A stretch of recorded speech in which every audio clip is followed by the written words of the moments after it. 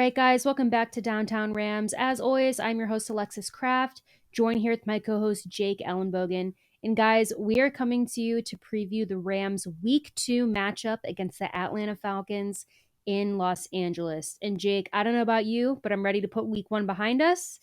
Over the talking, we're moving on. And Jake, we face a very different opponent this week. It's almost like we're getting two different extremes. We had, a top 3 team in the NFL last week against the Buffalo Bills. And this week we are playing, according to most people, a bottom 3 team in the NFL. I know that the Atlanta Falcons are projected to get the number 1 overall pick next year by many people. But Jake, I don't know about you. I don't like to think about that stuff when I'm playing a team. I don't want to jinx anything. It's the NFL. Anything can happen, and the Rams still have to show up and play, and the Falcons will as well. So let's get into it, Jake. Atlanta Falcons, led currently by Marcus Mariota, although they do have on their roster your favorite quarterback from the draft of this previous year, Desmond Ridder, who we probably won't see. It's only week 2. We know that they're rolling with Mariota, at least for now. It's probably going to see Marcus Mariota. But Jake, what's your recap, a quick recap of this Falcons team that we're going to see on Sunday? Yeah, Alexis, I looked at this team and I watched the full game against the Saints. Thought they did a lot of really good things in that game. Deserved to win. So this is not going to be as easy of a game, I don't think, at least not from the get-go. I know there's a lot of fans already like they're going to blow them out, and even I was guilty of that. Like in our post-game podcast, I said, "Oh, they're not going to want to see the Rams pissed off." Well, to be fair, the Falcons lost at the end of the game too. They lost a close game that they were in. So, this is going to be a little interesting, albeit they were at home. They scored 26 last week. They gave up 27, game-winning field goal there. I came away just, decently impressed with this team ultimately. I mean, I'm not saying they're the best team. I'm not, but I thought they played pretty well. And keep in mind that could be because they were playing the New Orleans Saints. They're rivals. We know how that goes. Rivalry games, no matter how bad you are, they tend to, sometimes have more. They're more on the closer side because they know each other pretty well. The Falcons, I felt, had an advantage in that game for one specific reason. The Saints are very similar to last year. They, obviously Michael Thomas is back and Jarvis Landry they add, and they go out and they add Chris Olave, and there's a few other pieces, but for the most part they're kind of the same, right? The Falcons look entirely different, and so much so the Rams played them last time in 2019. They blew them out. It was in Atlanta. Todd Gurley caught a touchdown. Jared Goff looked good. Gerald Everett, Brandon Cooks, Robert Woods. All So that. a whole different team. It was like both sides. I'm watching this game the other day and I'm like, these teams are like completely gone. Different. Like Yeah. everybody's gone. Jalen Ramsey is covering Julio Jones. I'm like, Julio Jones is gone. And they're like, oh, a nice play by Russell Gage. I'm like, oh, he's gone too. And then it's like, oh, Devontae Freeman. I'm like, he's long gone. So, I'm watching the game against the Saints and I'm like, Mariota looked pretty good. He hasn't started a game since 2019. Then you look at Cordell Patterson. He might be one of the best running backs in football, Alexis. I mean, true. He showed you last year. He picked up exactly where he left off from. He's clearly a running back, but he can be a pass catcher because he was a wide receiver coming out of Tennessee. And then, his days with, Minnesota. Drake London, 70 yards in his first game. Definitely looks ready to go. He's the guy that got hurt right before the draft. So to see him already ready to go, that big body, that's hard to defend a guy like that. Then on top of that, Bryan Edwards, another bigger guy. I thought you and I both kind of were, a little intrigued by that move as NFL fans when they went out and got him. Olamide Zaccheaus is the guy that's going to, basically carry up the seam, and, he's going to, threaten you deep down the field, stretch your defense out with that speed. So you have to look out for him. Former Ram Kadarius Hodge is on this team, good special teamer, but, he's also utilized in the passing game. And then Kyle Pitts. The Saints had a goal in mind to kind of shut him down and take him out of the game. And I thought they did a good job of that. Pitts was very quiet, but I can't just assume, Kyle Pitts is going to do that every week. and I mean, he's one, if not already the best tight end in football, or at least the most talented. So the Rams are definitely going to have, they're going to have to be ready for him because, he's a freak in nature.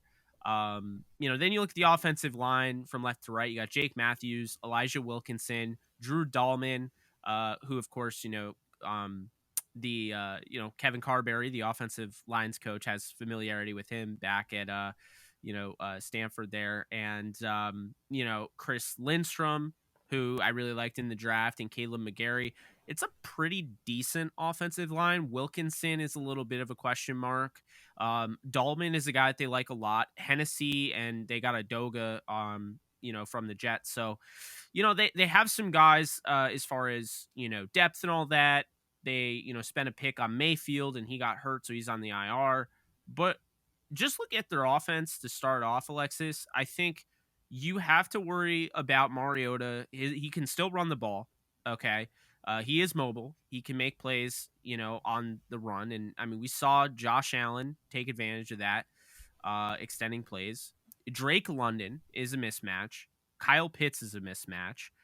And I think Zacchaeus and Edwards are still guys that you have to look out for. But I think the big guy in this one has to be Cordell Patterson, because I thought the Rams at moments did well against the run. They forced, 4 turnovers, 2 forced fumbles, and they did, really push a guy like a young guy in James Cook around. They pushed, in my opinion, they pushed Zach Moss around. But Devin Singletary, I just looked at the tape the other day. He could have had 130 plus. They didn't run him much. So they got to make sure that they're able to stop Cordell Patterson.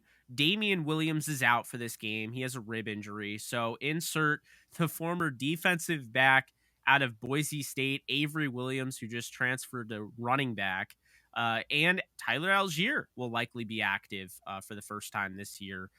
The exciting running back out of BYU they just drafted. So looking at all those guys, am I worried about Avery Williams? No. Am I worried about Algier?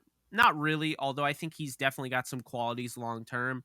But Cordell Patterson, they need to make sure that they can shut him down. If we're looking at what the Falcons can do on the offensive side of the ball, Patterson went over 130 total yards. I think this is somebody that can keep the Falcons in the game. If there's anybody, I think it's him, because you can always game plan around guys like London and Pitts. But if, you can either stop the run or you can't. And Cordell Patterson has just gotten better with age. And his thing is he's incredibly fast when he gets out in the open field, can make moves because he's a former kick returner and a damn good one at that.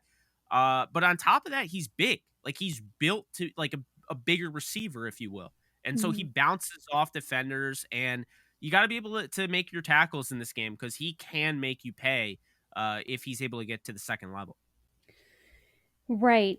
And, with the names you just mentioned, kind of reiterating this a little bit, but in my opinion, 3 guys we got to watch out for on offense are Drake London, Kyle Pitts, and Cordell Patterson. I mean, Yeah. and kind of those are the three big stars. If someone were to ask me of the Falcons offense, I'd say those guys. And then Marcus Mariota. I think, he's kind of had an up and down career.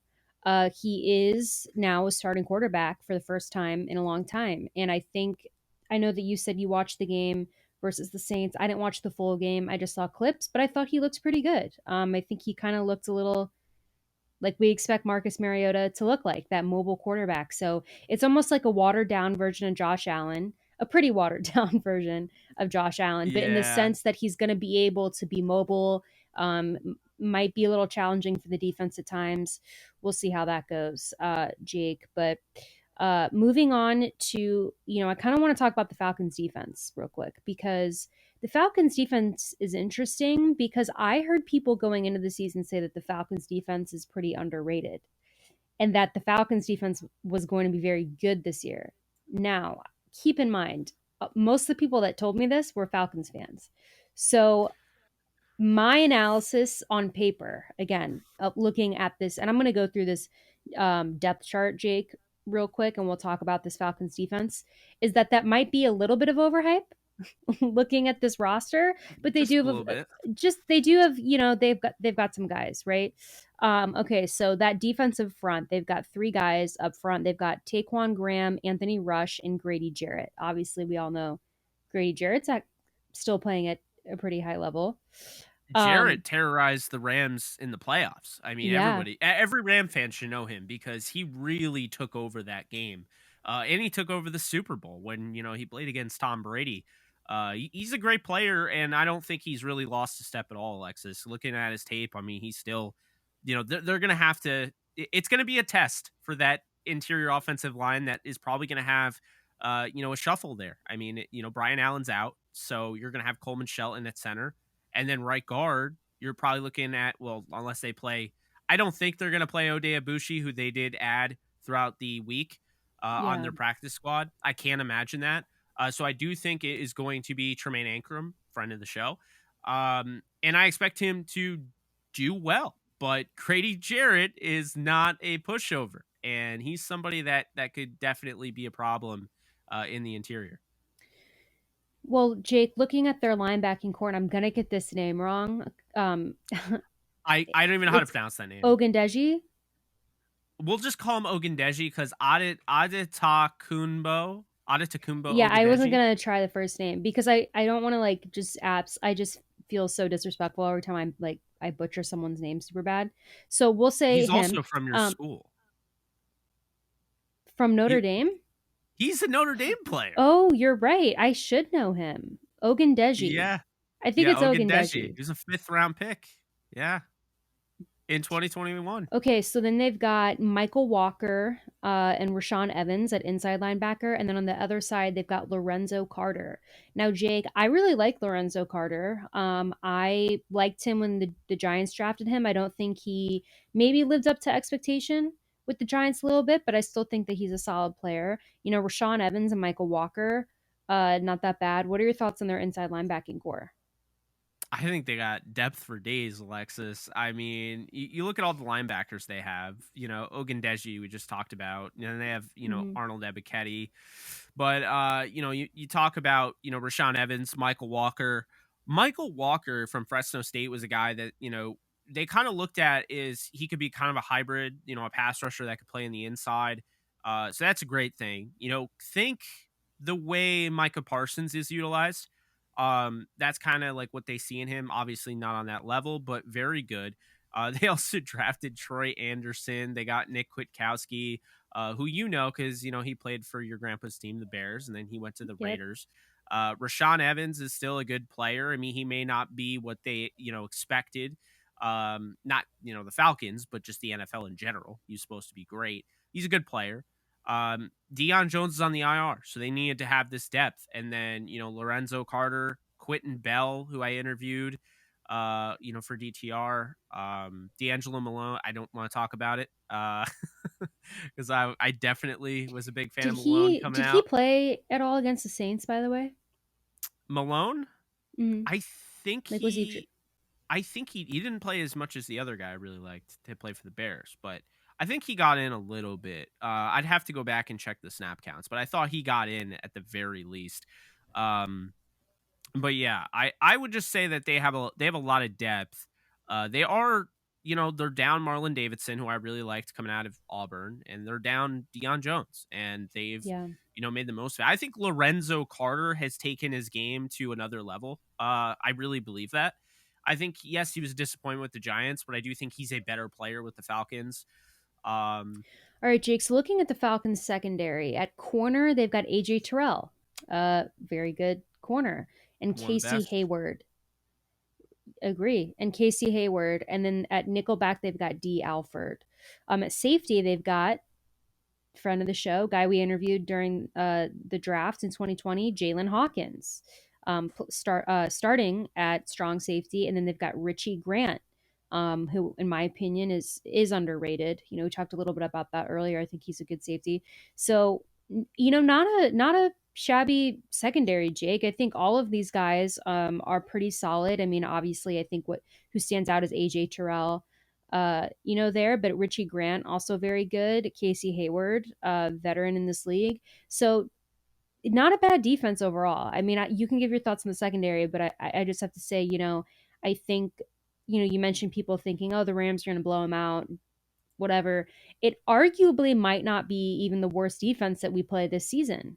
Everyone wants to talk about how badly projected the Falcons are, but I think in terms of defense, I don't think that this is necessarily going to be the blowout people think. I mean, we'll get into predictions later. I do think we maybe are going to blow them out, win heavily, but I don't think that we're just going to run all over this defense, at least at first. I think it's actually a pretty good defense, especially in the secondary. Jake, what are your thoughts? Well, yeah. I mean, I think really when you look at it, Grady Jarrett is going to be really crucial for the Falcons. I think Hawkins is also going to be huge as well.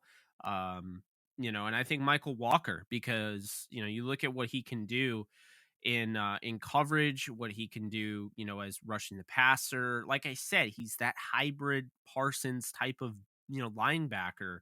So he's incredibly important. Grant is kind of the hard hitting guy that can really, he's a tone setter in the back end of the secondary, and I think they have a lot of interesting pieces on this team. I didn't end up giving them a lot of wins on the year when I went and projected everyone's win-loss record, but I felt like they were a team that could be in a lot of games this year. And I know, right now the spread, and it could probably change by the time, you even hear this.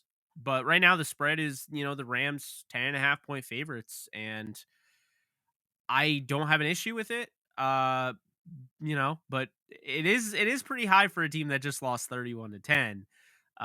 Regardless if it was the Bills or not. So, they're coming in there.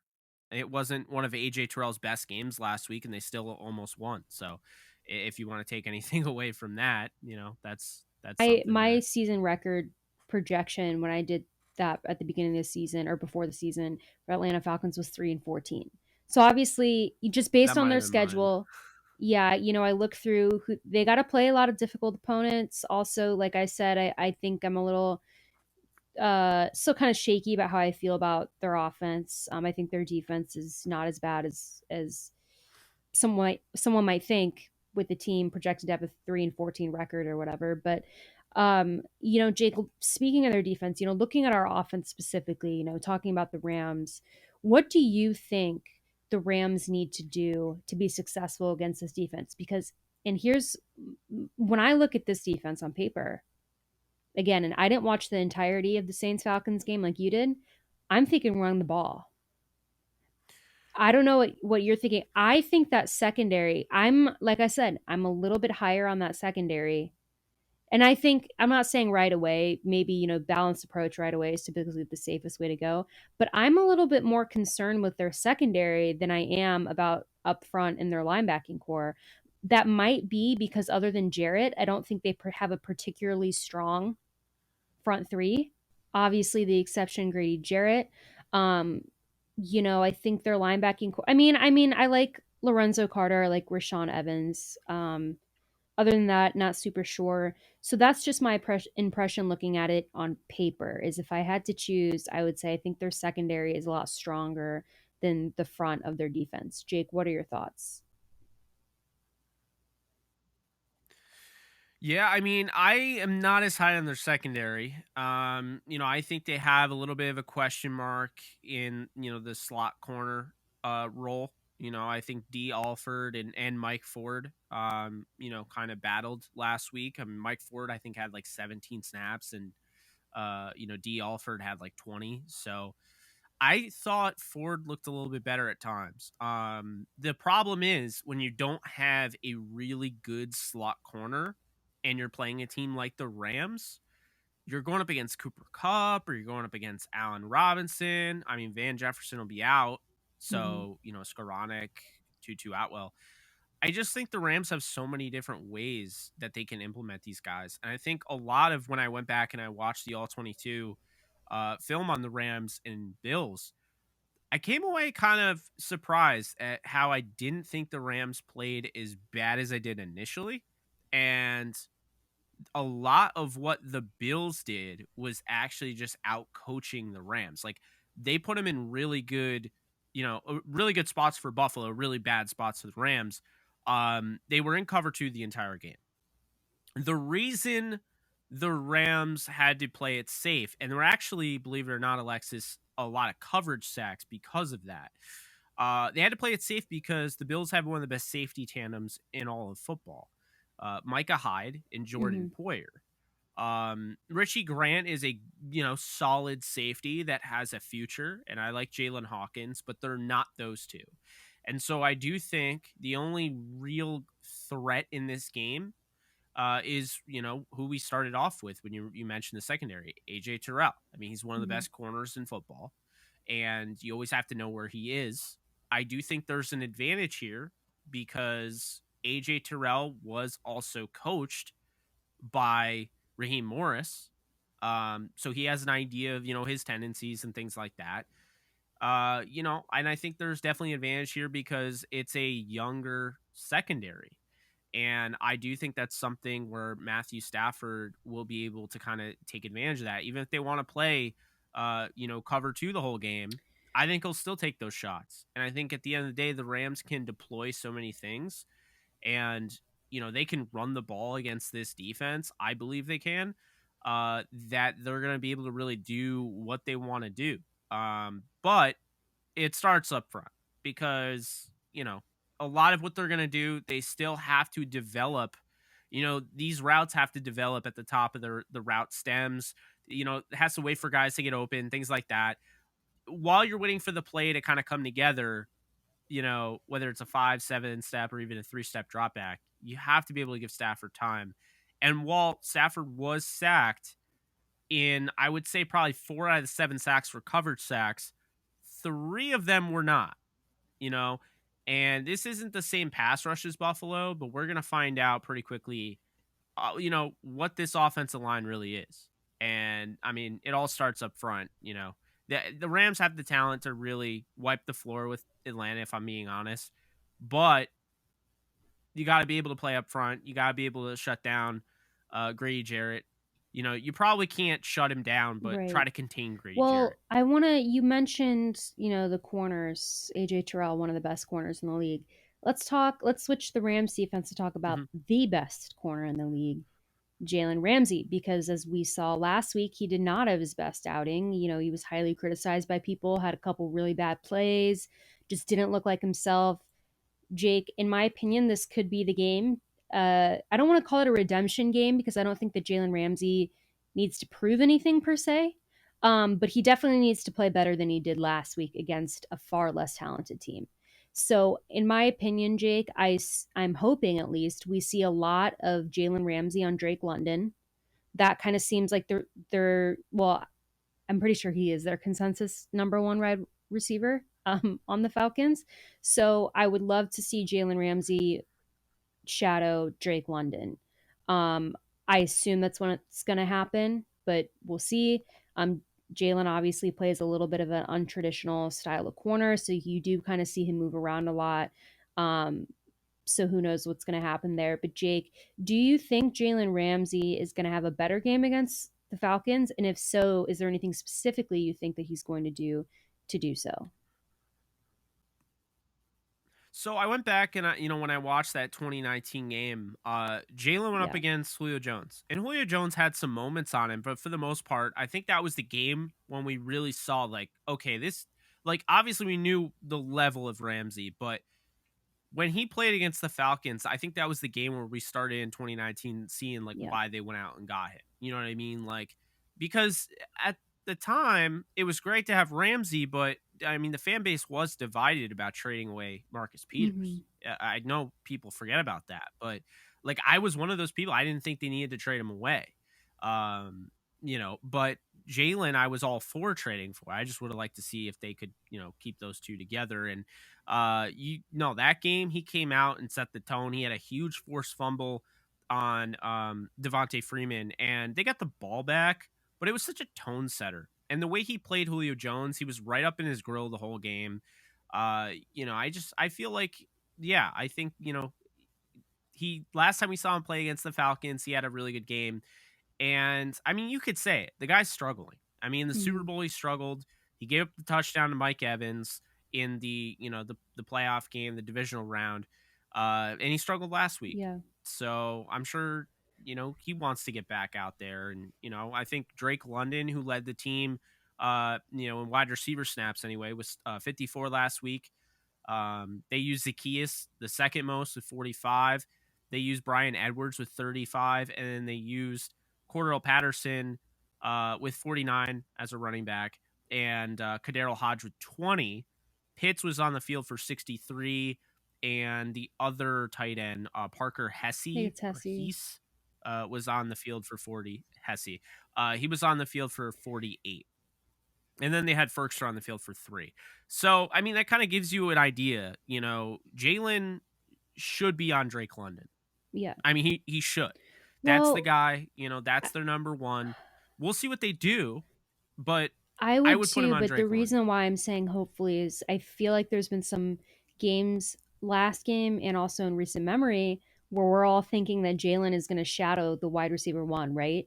And then it's like that receiver makes a play and it wasn't Jalen on him, it was somebody else. And we're like, why wasn't Jalen on him?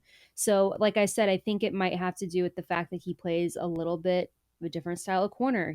He's not necessarily always on the same person. I don't think they really use him in that way to shadow people. I know against the Bills, it would have been nice if he did that to Diggs, right? And you could think of a ton of other games from last year where that happened. So we'll see. I mean, I think he should be on Drake London. I think that's how they should do it. But Jake, looking at the rest of the defense, you mentioned Atlanta's offensive line. I don't think as high on them as you are. I don't think they're very good. I don't know. I'm not. I guess I'm just not on as high on some of these guys. But Jake, do you think our defensive front has an opportunity to just really hammer Marcus Mariota this game? Because I think they do, and I specifically think Ashawn Robinson, Aaron Donald, all those guys directly up front could be in for a really big game. What do you think? Well, here's the thing. And it's kind of weird because it almost doesn't coincide with what we saw last week. But this offensive line, Alexis, was built with the intention of having pass protection, not necessarily running the ball. It's not saying that they don't want to run the football, but they're pass protectors, not run blockers. The Rams are more built for the run, which is kind of weird because they want to throw the ball. Mm-hmm. You know, so that's kind of interesting. I thought Lindstrom played very well last week. Jake Matthews pretty solid in his own right, and I gave Elijah Wilkinson some crap that I didn't think he was that great, but I don't think he's bad. The offensive line is definitely not horrible, but I absolutely think that the Rams can take advantage of it. I think you could see a pretty good game out of Floyd, a bounce back game from him. He is questionable, but as long as he plays, I could see that. Terrell Lewis keeps Yeah. keeps getting that pedal to the metal. I mean, he had a really good game last week, and Justin Hollins maybe a little bit of a bounce back game, not quite what we expected. Aaron Donald, Ashawn Robinson, the way he was moving all over the place last week, get him going. And Greg Gaines, I think that they have plenty of weapons, if you will, on the defensive side to get after Mariota. And they can be creative. I think there's something out there where people see how a game's going and they miss little intricate details. Like, for instance, when they blitzed Bobby Wagner, that was an adjustment that Raheem Morris made. And after that, Josh Allen got a little rattled. People forget about that. But Josh Allen got a little rattled. And so I think if, Mariota is giving him fits and whatnot, say, they're not really getting home. He can change things. He can blitz Ernest Jones. He did that in the Super Bowl. He could blitz Bobby Wagner. He could blitz Ramsey. He could blitz Hill. There's so many guys at his disposal. And I'm not just saying they're not just bodies here. They're good football players that I think the Rams are definitely going to be able to get pressure on Mariota, get him to turn over once or twice. The Saints are a very good defense, but I do think part of it came down to the fact they knew one way of the Falcons, Matt Ryan, and they kind of had to adapt to this new Falcons offense. The Rams don't see the Falcons every year, or definitely not twice a year. They see them, every now and then. They saw them in 2019. That was the last time they Mm-hmm. saw them. They saw them, I believe, in 2018, and they saw them in the playoffs of 2017. You know, so I mean, it's not a big deal that they're changing because the Rams, they're not seeing them twice a year, and then all of a sudden, changing the style of Mm-hmm. quarterback play. So I do think that kind of goes into last week because I think Dennis Allen has a hell of a defense in New Orleans. But they put up 26. I think the Rams get more pressure on Mariota than the Saints did last week, and I think ultimately that's what's going to help them in course to win this game. I think that they're going to get pressure on him, and they're going to be able to score on the other side of the You know who football. I'd love to see have a big game, Jake, tonight on our our Sunday on our defense, is Bobby Wagner. Because Bobby Wagner, I thought that he had a few good plays against the Bills, but because of the game against the Bills and just getting dominated, it just overall our defense just looked really bad. We didn't really get to see, I think, the true Bobby Wagner. I think everybody just looked off, other than he did have a couple good tackles. I think, again, Atlanta would be the team to see a lot of good plays like that. So I'm excited. I would just love to see Bobby Wagner absolutely light it up. Like we know that he can, but I'd love to see him do it in a Rams uniform for the first time this Sunday. So just as we were talking about our defense, I was just thinking about guys who I think and hope, could maybe have a little bit of a breakout game. And Bobby Wagner doesn't need a breakout game because he's Bobby Wagner and he's been in this league for so long that a breakout game seems silly. But just his first really big productive game in a Rams uniform, right? Because last week didn't go so well. Yeah. So I would love to see Bobby Wagner do big things on Sunday. And speaking of that, Jake, sorry, did you have something to say? Yeah, so I wanted to bring up another moment from Mm-hmm. 2019. There's actually a guy that made a really interesting play in this game, and he's a starter now. His name is Nick Scott. Uh, Johnny Hecker took a snap out of the shotgun on fourth down, came in, took the snap, and threw a pass to Nick Scott, and he got like a 30 Oh yard yeah. conversion on fourth down. And it's funny because the announcer he said Russell Gage, and they never like corrected him. So like I remember that because I was like, no, that's Nick Scott. What are you doing? And I was just thinking like at that point, I'm like, it's 2019. Nick Scott is just a special team or whatever. And now here we are, Alexis, in 2022. And is it possible that Nick Scott is the best safety in this room? Because I think it is. And we saw it I last week. Like he was think very it could good. be. I feel that we have like a very close seat, and not that it's a competition because we're all on the same team, but I feel like we have Yeah. like a very interesting safety room. I mean, because you've got Nick Scott and Jordan Fuller, who I think are pretty neck and neck. I mean, Jordan Fuller's just been hurt, so it's been kind of hard to Yeah, evaluate. and he played limited snaps Yeah, last so it's week kind of too. like hard to see, and project what's going to happen with him. But from when he was fully healthy and playing, I feel like with the way that Nick Scott's playing now, I think that's like a pretty tight race. But then you've got Terrell Burgess, who's been seeing more reps already, this year than he did last year. I know we're only one game in, but I feel like he's more productive, and I heard more about him coming out of training camp than in previous years. So you've got those three guys, and then you've got Taylor Rapp, who like was like the main guy safety for a while, right? And now, a lot of people think he's going to get cut from the team. Um, so Yeah, I don't think he'll get cut from the team. I don't. He actually logged the most snaps of any safety except for Nick Scott last week.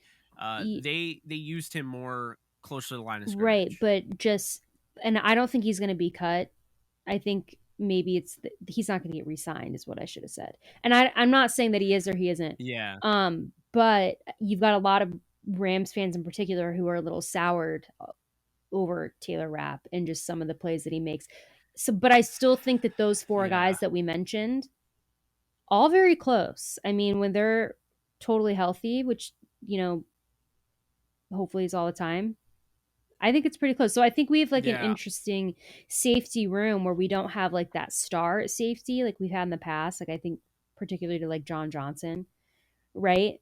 But we've got really like when they're healthy, I mean, they're all pretty good. We'll see what happens. And then we've obviously got some rookies at safety, Russ Yeast, and then Quentin Lake, who sadly is not playing and is injured. Yeah, But yeah, but that's Jake, we'll see with that. I want to get into predictions because I'll be honest, this is and we usually start with our stat predictions. It's kind of like one of those things where it's like I don't want to come off like I think this is going to be a blowout, even though I kind of do, because it's like I don't have you have that like little, at least for me, that little nervous feeling, right? When I want to come out and be like, I think that Stafford's going to throw for 4 touchdowns or 5 touchdowns, and I think we're going to have, you know, whatever. It's kind of like then I feel scared because I'm still not over last week, Jake. And you and I said on the episode last week, we were like, if this happens against Atlanta, then we'll worry. And that, because that's the kind of game that theoretically it should be this week. So I'm going to make these predictions, right? And this could come back to haunt us. I mean, if we end up having a really scary game against Atlanta, which I very much don't think is going to happen. If it does happen, then we'll freak out and we'll all scream and lose our minds and have a mental breakdown. But I'm not doing a watch party. Yeah, Jake's not doing a watch party because those have been proven to be bad luck. But Jake, I'm gonna make 3 predictions. I already gave 2 of them away, but I'll restate them. I think Matthew Stafford's going to throw for 4 touchdowns at least, so 4 plus. I think we're going to have collectively as a defense, I think we're going to have 5 plus sacks. And I think Ben Skoronek's going to get a touchdown. And I think it's going to be good. And I think everyone's going to start to slightly leave him alone on Twitter because you don't like him and you just, you know, don't want to come around on him, whatever. But I think we're going to see a Benny Sko touchdown. So those are very, very simple predictions. I'm not going to get too crazy with it because we still have to talk about the score. Very simple, Jake. I'm not going to do any more than that. I don't even know if I did stat predictions last week. We did. No, I don't know if I did though. So I think we talked about prize picks. Oh right. Okay. So give some simple. Don't jinx it. Don't be like the Rams are going to win 75-3. You know, like. No. I'll so all right, this is what I'll say, okay? For everyone out there that no matter what this guy does, he can do no wrong. Number 27 of the LA Rams, Darrell Henderson, is not only going to lead the team in touches once again. He is going to go over 100 total yards. I can see it. Okay. And he's going to find pay dirt. He is going to prove and continue to cement his status as the number 1 running back in LA. So that's the first thing. By the way, he had some pretty decent carries against the Falcons in 2019 as a rookie. Just had to throw it out there because it's fresh in my mind. Next up, okay, Allen Robinson. I've gotten all your tweets. I've gotten all your DMs. Jake, you told me to bet on this guy. You said he was going to lead the league in receiving. You said to draft him in the second round if my fantasy league. I drafted him in the first. First off, that was way too early, and that's not my fault. Second, that's fair. First, it's not my fault. Second, it's week 1. Week 1. Okay? Like, we just saw Devin Duvernay have 2 touchdowns. We saw Jahan Dotson have 2 touchdowns. I'm not saying Dotson can't do it like weekly, have like good games. But there were guys that didn't have great games. I mean, Higgins left with a concussion. We saw Cooper Kupp do his usual, Cooper Kupp game. We saw Justin Jefferson, A.J. Brown, Marquise Brown had like 29 yards or something. Gregory Dortch, who was on the Rams practice squad, was the leading receiver for Arizona. Yeah. You cannot go off of week 1. You are silly if you're doing that. So don't go off week 1. Mm-hmm. This is week 2. Allen Robinson is going to get utilized in this offense. And Allen Robinson is going to have 150 plus yards in this game. He is going to explode. And I'm telling you right now, buy your stock in him. Do it now. Because once that train leaves the station, you're too late, my friends. So that's the second thing. The third thing is Aaron Donald is going to absolutely make Mariota's life a living hell. Mariota does not get rid of the ball as quickly as Josh Allen. Okay.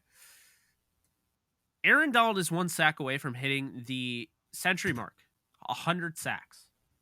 Well, he's going to go right to 102 because I have him getting 3 sacks in this game. I think he is absolutely going to lose his mind after last week. And I think he's going to be unconscious. I think he's going to be crazy in this game. It's not that he's not normally crazy. But I really don't think that people get how much that loss is going to help the Rams and propel them. And I get it. There are a lot of people out there that, want to lean towards the pessimistic side. I mean, it's been since 2016 is the last time the Rams had a losing record. And we know what happened that year, winning the first 3 and then promptly losing pretty much every game besides one after that. I get it. But that's not this team. That's not that in this era. This era is completely different. They're going to bounce back. And I think it starts with Darrell Henderson providing the help as a runner. Allen Robinson getting utilized in the passing game, and Aaron Donald getting after the quarterback like crazy, which is ultimately just going to do what it did last year against the Falcons. And last year against the Falcons, I could be wrong, but I do believe that Dante Fowler Jr. had 3 sacks in that game. And the product of Aaron Donald and what he does and what he allows, to happen, he's going to open up the door as the weeks go on. The way his play continues to, improve or whatever, because the guy just is always getting better. The way he plays is going to open up the door for Leonard Floyd. Mm-hmm. After week 1, everyone's saying Leonard Floyd isn't that good without Von Miller. Von Miller didn't join the team until after week 10. Yeah. Leonard Floyd was fine before Von Miller, and he's going to be fine after Von Miller. And we'll see that this week too. He'll get some pressures, but I think it all starts with AD, Allen Robinson, and Darrell Henderson. Because if you have a run game, then all of a sudden you can do a lot of different things. When you have a 6'3" receiver that has pretty much unlimited, catch radius and ball control and wherewithal as far as where he has his feet placed and in accordance to the grass inbounds and the out of bounds. I mean, he can catch things anywhere. So I think they're going to finally utilize him the right way. And I think it's going to be fun this weekend. So those are my 3, I guess, players to watch and also their predictions for this Sunday. Do you want to give your score prediction first? Yeah. So I did an NFL show on Wednesday. So if you guys saw that, then this is redundant. But I have them winning 34-17. I think when you look at, you got to give Atlanta some credit for last week. Mm-hmm. I'm not about to just entirely write it off as like, oh well, they're division rivals, because I do think they played good football in that game, and until they prove that they're not a good football team, I gotta at least say they're scoring some points. So I think the Rams will give up 2 touchdowns and a field goal. I think this defense still bend no break, playing that soft shell. I think it's very fair to say they'll give up 2 touchdowns. And that's good. I mean, if you give up 17 points a game, you should probably win every game when you have the offense the Rams have. So they'll take that. But I think the 34 is going to stem from Matthew Stafford throwing it all over the yard. I think Cooper Kupp's going to have a good game. Like I said, Allen Robinson's going to have a great game. They're going to establish the run early and often. They're going to get Cam Akers involved a little bit, but I think it's going to be mainly the Darrell Henderson show.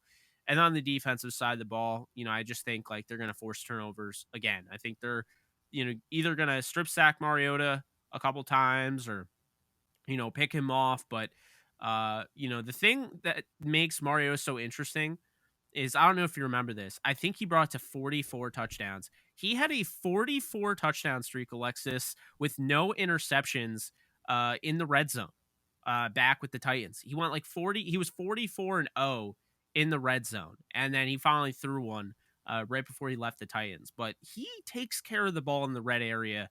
I don't see him getting the red area very often in this one. I do have them getting 2 touchdowns, but I don't think they're going to live there. And so I could definitely see some turnovers. They had 4 against Josh Allen. Okay. Right. They weren't all Josh Allen, but against Josh Allen's team. There's no reason why they can't get some turnovers from Mariota and company. All right, Jake. So my prediction is not that different than yours. It's kind of in that same ballpark, but I'm predicting that the Rams will win 42-13. Uh, Remember I said earlier, I said I think Matthew Stafford's going to throw for 4 touchdowns. I think we're going to have a couple rushing touchdowns as well, a couple field goals. Like I said, I'm nervous saying it, Jake, because I don't want to jinx it. But I think offensively, we are going to have a very good game. 42, high score. Uh, 13 for the Falcons. You mentioned you thought that they looked pretty good last week. I do think they have a couple good pieces on their offense. I think they're going to get a touchdown. I think they're going to kick 2 field goals. However, they still have Kyle Pitts and Drake London. So I think we got to watch out for those guys. I just don't think that overall they're going to be able to overtake the Rams defense. So, Jake, our predictions, not too far off. We both basically think that the Rams are going to have a very good game. We both think that this is a blowout worthy game that's most likely going to trend towards the positive blowout. Can you tell how nervous I am saying this about jinxing it? Is it obvious yet?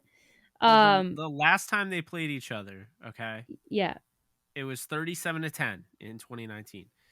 The it's Rams had just lost 3 straight, so they were coming off like a really bad, like they needed a get right game.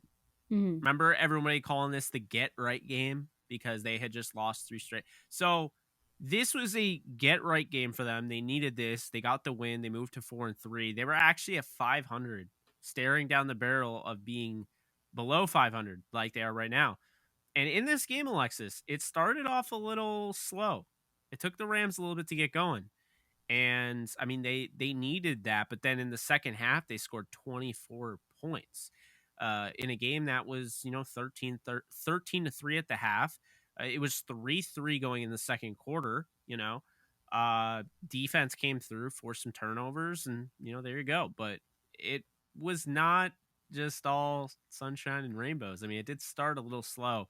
So even if that's how it goes, I wouldn't be surprised. But I do think the final product of the game is going to be somewhere along this lines. Last time it was 37-10. I think this time it's going to be 34-17. You think it's going to be 42-13. So we'll see.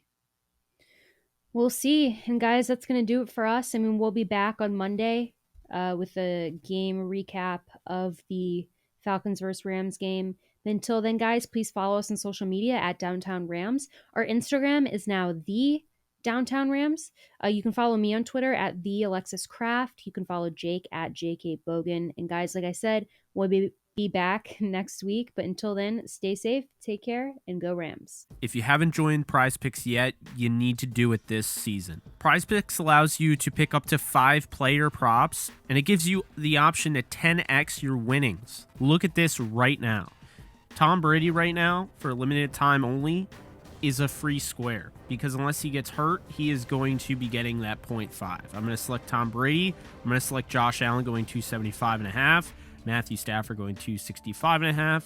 We'll just throw Lamar Jackson in here, and let's just throw Justin Fields gets more than 191.5. So what you do here, you put more or less if you believe, Lamar Jackson gets less than that.